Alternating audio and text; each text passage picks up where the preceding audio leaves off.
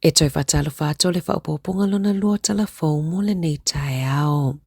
Ua wala au le National Center for Women's Health Research i le malo ina ia whaasafua le whaiafua suesuenga po o whaata mo le wha au tangata mo tamaitai po o le cervical screening i New Zealand o le maasina le nei whamanatua i le atoanga o le luasfulu tausanga talona whaavae le te tātai hauora o hine o le senta e whaiai suesuenga le taula muai Maori o le te tātai hauora o hine e tutono le University of Victoria maolo o avela lato whaamua i suesuenga o le HPV le e whaatinoina lava i le tangata lava ia o le porkalame o le National Cervical Screening Program i le taimi nei e le o mawafua e tina matamaitai umo New Zealand. E na o le paufo i leo le porkalame mo wha atai New Zealand e le o whaiafua mo tangata uma le e mawhai ai o na self-test peitai o lo o avea pea le tau mapapui pui mo le toatele o le itu pao tamaitai le e mafua ai o na leo e whai wha ata. Ua fesilingi ai le leite o New Zealand le minista o le soifua maloloina Simeon Brown mo sana wha matalanga.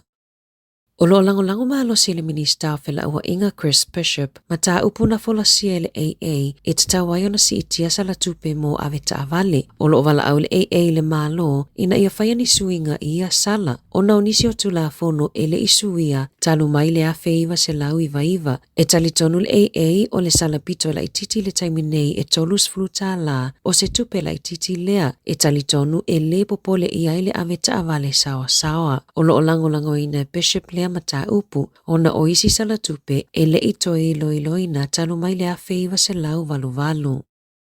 O le aso le atula ia iluma le whaamasinonga whaitu malo i Gisborne le talavou lea na ia whaamatauina ma fola le whaau o maliu i se sui whaipule o le palemene. E se fulu iwa tausanga o lea talavou e le o whaailoaina lo na suafa na ia whaamatauina le sui whaipule o le Green Benjamin Doyle lea na whaalawi loa lo na whaamawai le maasina taluai. O molianga e awhia i le whalipuipui mo tausanga i fitu o na wasoli tula fono o le Harmful Digital Communications Act. O ana tustusinga tau whaamatau i lunga o pengof so ta inga o le Instagram na ia fola i le whaau o maliu i le sui whaipule. O le aso luas fultolu o ke topa e tuitula ai ai luma le whaamasinonga e tali i o na molianga. Ua maliu Jim Bolger i le iwa sfulu o na tausanga o le esa avea mapalemio New Zealand mo tausanga i fitu i le vaitau o le iwa se fulu o mātua Bolger na mai Aelani na malanga mai manofo i New Zealand ma soifu ai Bolger i opunake i Taranaki i le afeiva se lau tolu lima. Sātu malo si foi a o iai upufai o malo e whaataua le ese o nganuu ma tuu i titia le whaailonga lanu. Na ulufale Bolger i upufai o malo awala mai le Federated Farmers sa swiperistene ai i le lalai Waikato. Ma manu malo mai ai le no fofa palota mo le National i le tu malo King Country i le afeiva se lau fitulua. E lua lima tausanga o ia umia le no foa mo le tu malo. Sa finau malo si Bolger i taimi o felaflafo inga i tutono le palemene a o ave ai masui whaipule. I le mai ai o le whainga palota i le afeiva se lau fituwalu. Na filifili ai Bolger e avea masetasi o minista o le whainga malo o Mandun. Ina wawhaia ina le National i le whainga palota o le afeiva se lau walu wha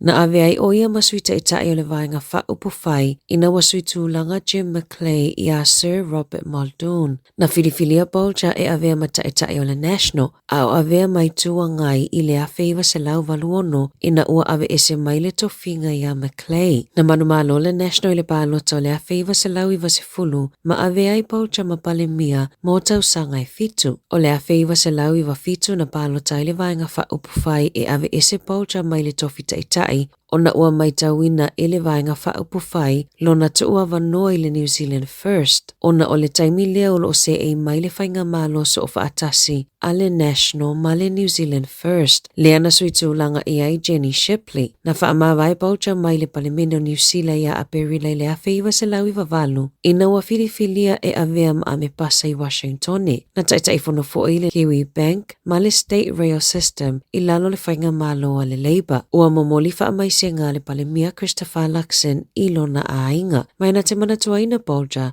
o se taitaina te le I whaatangaina ni whina ngai a whiai ainga o soi whaipule, e se mai mata upu sa talanoa aina le palemene. Momoli mai fo I mai senga le taitai le New Zealand First wa wasamana ia Winston Peters. Le sa taitaina whaatasi ma Bolger le whainga malo so whaatasi, mai le awhi iwa se lau I waono.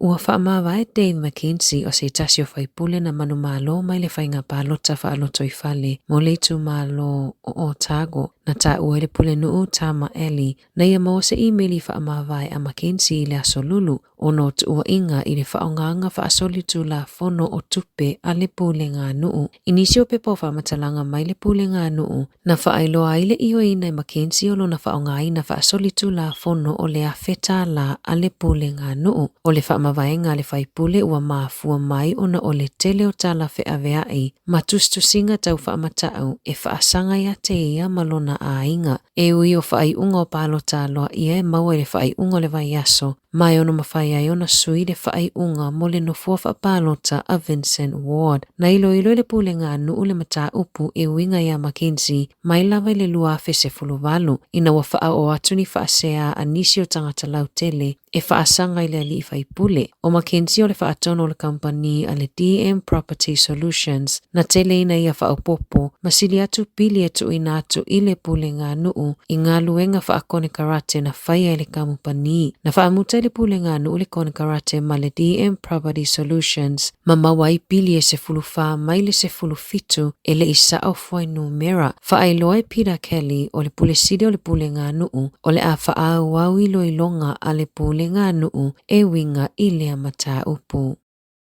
Ua whaaseale taitai o le New Zealand First wa wasamana ia Winston Peters I le BSA po le Broadcasting Standards Authority ona o nia la tau fuafuanga monita ai ala fou na whaasila I le vai aso nei. O fuafuanga fou le BSA ua whaalia I le whaupopo o nia la fua mo whaasala launga e whaia I lunga o penga whesota inga po le initaneti. Na tu ina atu se tusi whaasea a le BSA e whaasanga I le polkalame o le The Platform ona o ni whaamatalanga whaailonga lanu sa whaia I lunga o lea polkalame I le aso luas fululua iula I le tausanga nei. I le taimi mo mona mawai le platform le tusi sa o lātou te e naina ma lātou whaamanino I le PSA e lea a fiela lātou polkalame I lalo o tū la fono mo whaasala launga I New Zealand. O loo iai se whete na inga o finangalo whaalia I lea mata upu. O loo fina wai Sean Plunkett mai le platform e whaapea e le whetau I le a apa mai o le PSA I whaasala launga e whaia I lunga le initaneti. I se whaamatalanga le pulesidi o le Free Speech Union Ghislaine Heather e whaapea e ono avealea mapapui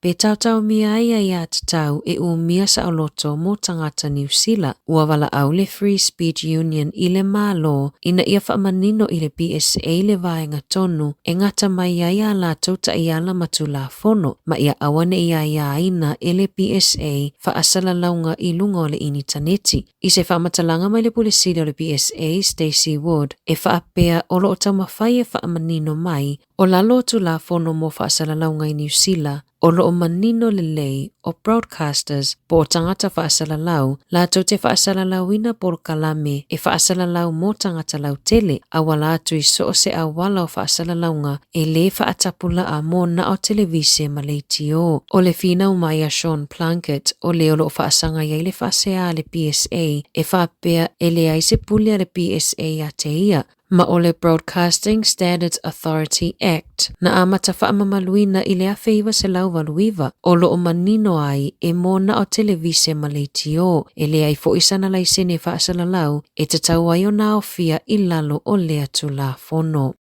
E toru te sima le whamiliona tā lana taulia I le State House a le kainga ora I se whaatau tui I le vai aso nei o le whale whapotu moe e le tuatu si se fuluwalu Trinity Street I Aukilani e se lauma le lua tausanga talu o na whauina le a whale ma e tele vaenga e mo o mia o na whaalelea le ana taulia ai I le toru te sima le whamiliona tā la I se ofo astangata whaatau I le vai aso nei.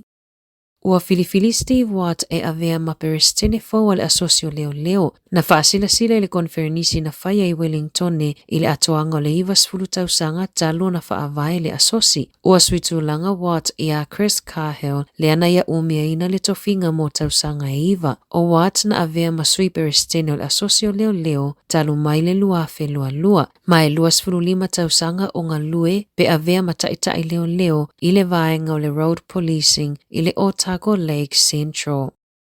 E feala ane Jamie Ward o se tinai a wakino malana whanau ua sio ele vai fafo le fale ina ua pale vai tafeo a Wakino River ili ono ile tae ao la solua na vaveona na nati e ave fafo lana whanau maa lato whanga whao i se vaenga mawalunga na o atuai nisi o le aufai awala na lata ane mafautuaina Ward e o ese maleano foanga o na ua vaaya le si o le sua vai na matua fefefe lana whanau se fululua se fulu ma le fata usanga ele Italiaina ele tinala pata inga na tuina atu ele aufai awala se fulu 5 minute muliane ai o atu se leo o le pitonuu e ave ese mai Ward malana whanau ile ta vale leo ona ua le saunga le mu ma ave i mokau se fulu minute talo na o ese mai maleano foanga ai va aia loa le si o le sua vai na whawetaia e Ward le ngaluenga lavea ai na whaia le leo ua whaasau mai ai ia malana whanau mai i tāwhenga malolonga.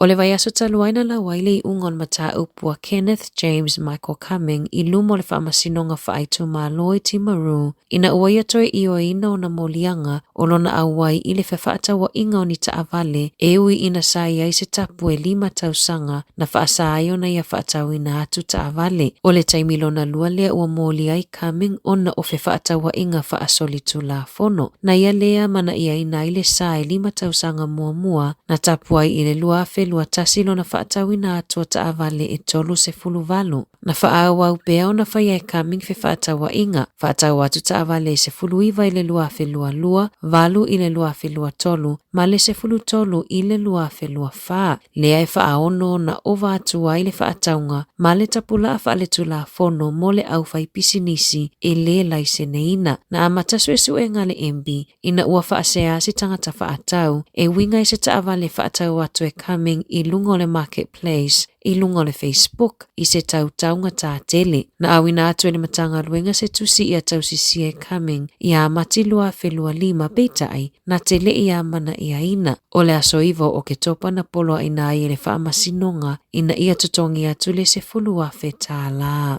Tala fōwia mai le si ufofongo le lau mua mo le nei vaenga o le tae ao.